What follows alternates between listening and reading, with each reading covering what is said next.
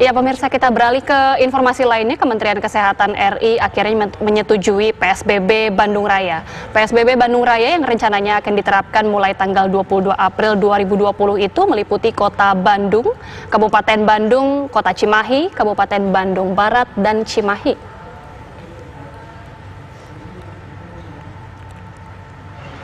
Ya, sejumlah persiapan telah dimatangkan untuk pelaksanaan PSBB Bandung Raya. Di Kota Bandung misalnya, pemerintah Kota Bandung akan memperketat 42 pintu masuk menuju Kota Bandung, termasuk pemeriksaan warga dari luar daerah di pintu masuk perbatasan. Meski saat ini Kota Bandung dalam status siaga bencana corona hingga PSBB diterapkan pada tanggal 22 April mendatang, tidak mengurangi warga Kota Bandung untuk beraktivitas. Namun diharapkan jika PSBB dilaksanakan, warga Kota Bandung sungguh-sungguh mentaati peraturan tersebut.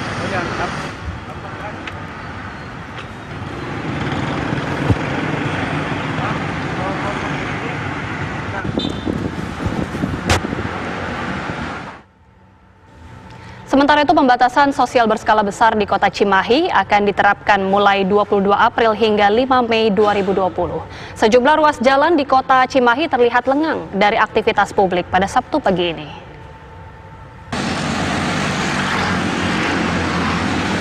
Inilah suasana sejumlah ruas jalan di Kota Cimahi, mulai dari Jalan Ciberem, Jalan Cimindi, Jalan Amir Mahmud, Jalan Gatot Subroto, hingga Ganda Wijaya yang terlihat lengang aktivitas. Aktivitas pertokoan yang biasanya ramai oleh pengunjung ataupun warga terlihat sepi karena ada penutupan jalur akses. Petugas Satpol PP pun terlihat melakukan penjagaan. Ruas jalan protokol yang biasanya ramai oleh angkutan umum maupun ojek online pun terlihat sepi. Hanya ada beberapa unit kendaraan yang melintas. Sementara pemukiman warga di sepanjang Jalan Jenderal Amir Mahmud maupun Ganda Wijaya pun tak luput dari penutupan akses yang dilakukan warga. Hanya warga setempat yang diperbolehkan masuk. Menanggapi rencana PSBB yang akan diterapkan hari Rabu mendatang, warga mengaku sudah merasakan dampak penurunan pendapatan jauh sebelum PSBB diterapkan. Untuk pendapatan ini gimana pengaruh? Pengaruh, Pak. Ya, saya 5 kilo, sekarang 2 kilo juga agak ini. Ada harapan dan keinginan Bapak apa sejauh ini? Ya, supaya kalau ditutup ini, kalau nggak jualan, yang kita ini keringan lagi. Kita bantuan gitu ya, Pak. Bapak ngalamin penurunan pendapatan? Jauh. Paling penghasilan kebagian 20.000 lah sampai malam ya. Gitu. Tapi Bapak siap hari Rabu mulai dini hari ada siap, harus siap, ini masih seluruh gitu. Penerapan pembatasan sosial berskala besar tentunya akan berdampak bagi warga. Menanggapi hal tersebut, warga pun siap menghadapi penerapan PSBB dan berharap bahwa bantuan sosial dari pemerintah dapat segera cair untuk membiayai kehidupan sehari-hari. Dari Kota Cimahi, Jawa Barat, Endra Kusuma, TV One mengabarkan. Pemirsa, wilayah Kota Cimahi juga melakukan persiapan penerapan pembatasan sosial berskala besar bersama Kota Bandung. Dan untuk mengetahui langkah-langkah apa saja yang sudah dipersiapkan pemerintah Kota Cimahi, kami sudah terhubung dengan Wali Kota Cimahi, ada Bapak Ajay Muhammad Priyatna. Selamat sore, Bapak Ajay. Sore, Mbak Neta. Iya, Pak, bagaimana dengan persiapan dari pemerintah menjelang PSBB di Kota Cimahi, Pak? Ya, terima kasih. Persiapan kita tadi pagi kita rapat koordinasi dengan Forkopimda, TNI Polri untuk mempersiapkan karena insya Allah pada tanggal 22 nanti kami akan mulai dengan PSBB karena itu tadi bahwa Cimahi termasuk zona merah juga. Kami berkoordinasi dengan kota sekitar, Kota Bandung, Kabupaten Bandung dan Bandung Barat. Insya Allah, mudah-mudahan sudah kita capai kembali. Iya, perkembangan kasus COVID-19 di Kota Cimahi ini sebenarnya berapa angkanya, Pak? Ya, wabah di Cimahi ini cukup mengkhawatirkan, Mbak Renata. Sampai hari ini positifnya sudah 30 orang. ODP-nya sudah hampir 23 dan PDP-nya 23, ODP hampir 340-an. Oke. Itu angka yang cukup mengkhawatirkan.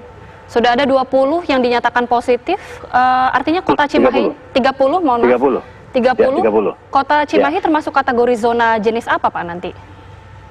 Sudah zona merah, Mbak. Sudah masuk zona merah, betul ya? Ya. Oke, nanti rencananya untuk penerapan PSBB sendiri seperti apa? Apakah aktivitas, apa saja aktivitas yang nantinya diperbolehkan selama masa PSBB, Pak?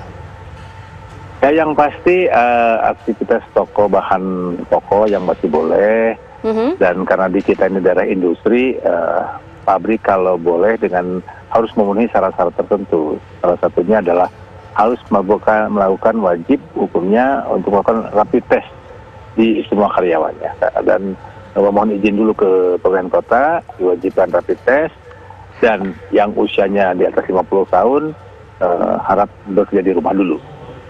Dan untuk toko-toko yang lain, toko makanan boleh hanya menerima pesanan dibawa pulang atau take away.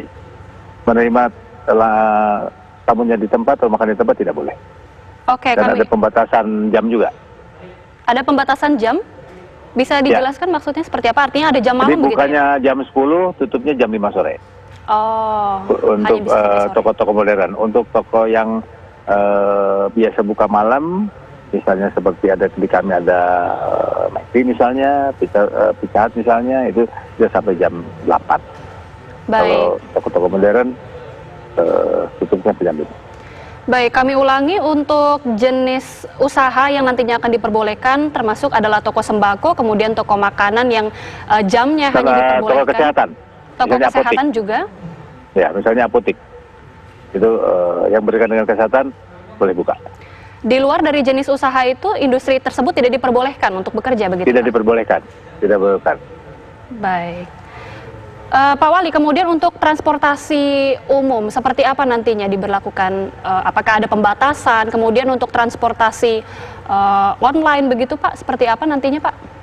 Tadi kami merintahkan ke disub kami untuk supaya mendata khususnya pengemudi angkot, karena angkutan kota kemungkinan besar juga kami larang juga.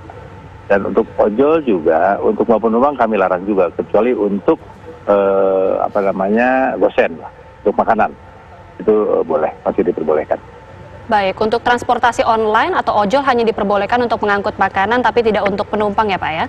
Betul. Untuk betul, angkutan umum seperti mikrolet tadi, artinya tidak diperbolehkan beroperasi sama sekali? Betul, kami lagi mendata pengemudinya yang akan kita diganti dengan nanti kita pikirkan, yang pasti bahwa selama tidak mengemudi, mereka kan juga harus diperhatikan keperluan sehari-harinya. Oke, sudah disiapkan sejumlah checkpoint tentunya, rencananya akan ada berapa dan seperti apa regulasinya nanti Pak Wali? Sudah kita tadi sudah berkoordinasi dengan khususnya Polres, dengan Dandim, karena kita akan menutup beberapa ruas jalan yang bersinggungan langsung dengan kota tetangga kami, dan kalaupun tidak ditutup total, tapi ada checkpoint yang kita akan periksa dengan standar protokol kesehatan. Pak, kami ingin menanyakan, terutama kita tahu bahwa akan ada banyak warga yang terdampak akibat penerapan PSBB ini. Bagaimana sebenarnya bantuan yang akan diberikan dari Pemkot Cimahi untuk para masyarakat khususnya yang terdampak, Pak?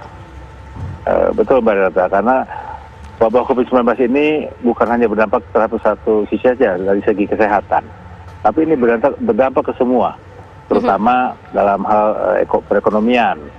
Karena di kami ini termasuk kota jasa, bukan kota pertanian, banyak bekerja di atas dengan jasanya. Dengan dampak begini, banyak yang terdampak. Oleh karena itu, tentunya bahwa pemerintahan harus hadir di mereka. Kami sudah siapkan berupa bantuan dari APBD kami yang kita sudah siapkan untuk 1 bulannya totalnya kita anggarkan hampir 68 miliar Mbak Rita. Oke, sudah dianggarkan 68 miliar dan akan didistribusikan untuk kira-kira ada berapa Pak? Dan berbentuk seperti apa? Apakah paket sembako atau seperti apa? Kelihatannya pakai sembako. Kita tidak berbentuk uang cashnya, tapi kita berbentuk natura. Mungkin insya Allah tidak akan ada yang terlewat lah. Kita lagi pendataan terus dan kurang lebih hampir. Hingga kini masih dalam tahap pendataan ya Pak ya? Ya, terus didata terus karena target kami sebelum PSBB ini kita sudah mulai mendistribusikan bantuan kami ke masyarakat yang betul-betul memerlukan, karena tepat sasaran, tepat guna juga suatu hal yang tidak boleh dihilangkan, Mbak Renata. Baik, untuk masalah penerapan sanksi, apabila nantinya akan ada sejumlah jenis usaha yang sudah Pak Wali sebutkan tadi dilarang untuk beroperasi pada saat masa PSBB, seperti apa nantinya akan sanksi yang diterapkan, Pak? Ya, kami sudah berkoordinasi dengan para petinggi merekanya, dengan misalnya salah satu toko modern, bahwa sanksinya akan kami evaluasi izinnya. Juga kepada pabrik-pabrik, kalau buka harus memenuhi standar itu. Kalau tidak juga kami akan evaluasi izinnya juga. Karena sekali lagi bahwa ini wabah ini harus secara bersama-sama kita menghentikannya. Kami, pemerintah kota, masyarakat, supaya ini cepat berakhir, ikuti, laksanakan anjuran pemerintah supaya ini cepat berakhir. Kita harapkan demikian. Bagaimana kemudian sosialisasi yang saat ini tengah dilakukan oleh pemerintah wali kota di sana, Pak? Pemerintah kota di sana? Sudah, ini juga sedang berlangsung. Teman-teman kami sudah mensosialisasikan PSBB. Karena sebetulnya tadi kami ini semi PSBB-nya sudah kami lakukan dalam beberapa waktu kemarin. Misalnya toko modern sudah tutup jam 5 sore. Tidak boleh menerima restoran, tidak boleh makan di tempat, itu sudah lama kita lakukan. Sudah sejak kapan, Pak? Sudah hampir masuki hari ke-10 hari lah masalah. Sudah masuk hari ke-10 ini. Kita berlakukan itu. Jalan-jalan atas inisiasi masyarakat sudah banyak yang ditutup. Orang luar susah masuk ke lingkungan, karena di kami itu banyak jalan yang kecil-kecil, sudah ditutup atas inisiasi masyarakat itu sendiri. Sudah di ini, cuma dengan PSBB ini kita akan lebih intensifkan dan kita lagi berpikir tentang sanksi. Akan berpikir tentang sanksi seperti apa? Akan berupa teguran, masih berupa teguran begitu ya Pak Wali? Ya, itu dia Mbak Renata, yang memang tadi kami disuruh dengan ada Pak Kajari juga, ada pihak Kapolres juga, untuk bagaimana bahwa sanksi ini kita akan berlakukan. Karena ya kita tahu tipikal masyarakat kita pada kebanyakannya kalau tidak ada sanksi, malah yang kami khawatirkan bahwa PSBB ini tidak menghasilkan sesuatu yang optimal sesuai harapan semuanya. Jadi kita akan berpikir supaya PSBB ini bisa optimal dan menghasilkan sesuatu yang baik dan menyelesaikan penyebaran virus wabah corona itu.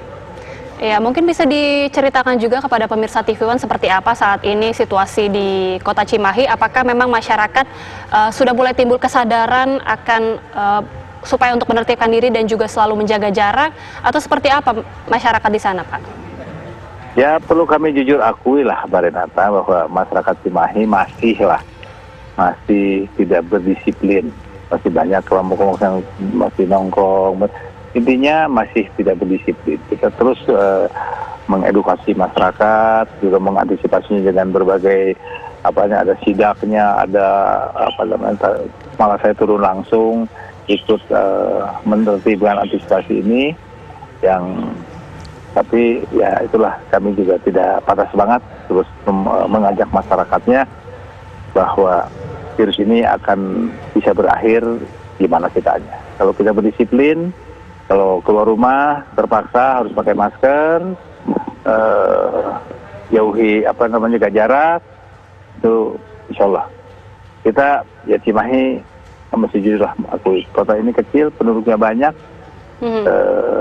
masih banyak yang tidak berdisiplin. Baik, terima kasih Bapak Ajay Muhammad Priyatna selaku Wali Kota Cimahi sudah bergabung bersama kami memberikan informasi di Kabar Khusus. Terima kasih Pak, jaga kesehatan selalu. Terima kasih.